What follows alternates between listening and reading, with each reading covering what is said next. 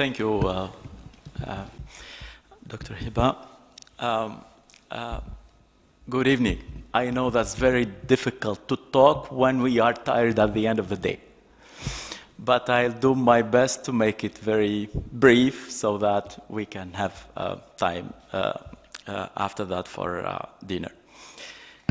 My experience, let me start, briefly to talk about my experience with ERF.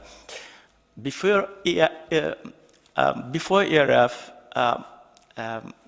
I had the occasion to watch an interview on the television in Al Jazeera, and Dr. Hiba Handousa was talking about the best practice frontier and the difficulties to access jobs in the labor markets in the MENA region.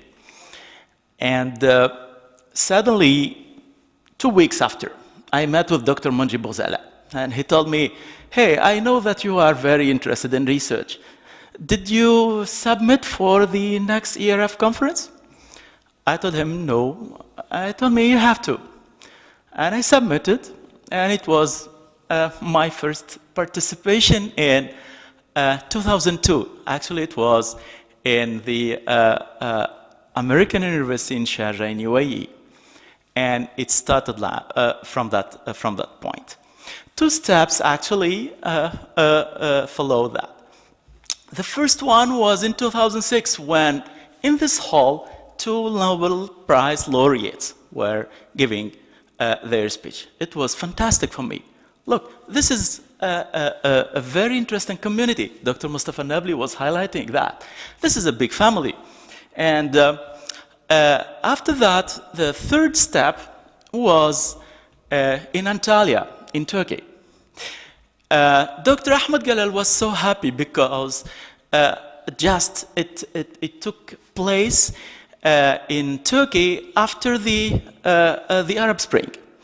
And Dr. Mustafa Nabli came with his new position as governor of the central bank. We were actually, all of us, happy because there is a chance maybe to give a place for institutions in our countries. It was really fantastic to see myself in that community. But the word, or the key word in all that was perseverance. In the sense that to be present in all conferences, I have to work. And I have to, yes, I have to work. And in Tunisia, there were a lot of submissions, and it was a matter of competition between researchers at that time. Do you have a paper accepted in ERF? Yes. Oh, how lucky you are. And finally, it made me very happy to the extent that in 2009 in Cairo, I have a good memory, by the way, 2009 in Cairo, I have 2 papers accepted. Oh, that was good, very good. This is ERF for me, and it became part of my, let's say, between brackets, my life. Of course, the key word is perseverance, but hard work pays off. As a young researcher, with my first participation in ERF conferences in 2002, I didn't have a PhD in that time. But when I have seen such engagement, such a commitment for research, of course, high-quality research, because it's one of the biggest think tanks in the region, and of course, I have to be very distinguished in that. So I was really very happy to be part of that network. And of course, because of that, I found that it's also interesting to look for partnerships with research associates and research fellows to work with them. My first experience with Dr. Majda Khandil, I don't know if Dr. Magda is here or not, also with Dr. Ibrahim Al-Badawi, who was my boss at one time in Dubai Economic Council, but it was also very fruitful cooperation. This is my story about ERF. Now that the child has become a young man, what can we expect of it? As it has been highlighted by my professor, Dr.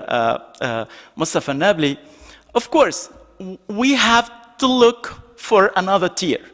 We cannot stay with the same pace. We can no longer continue with the same pace. We have to look for quality. But quality couldn't be achieved without inputs. The inputs are young men and young researchers. Young researchers are the real necessary conditions for sustaining the activity of the ERF. Of course, while pushing them to work on hot topics that are interesting for the region.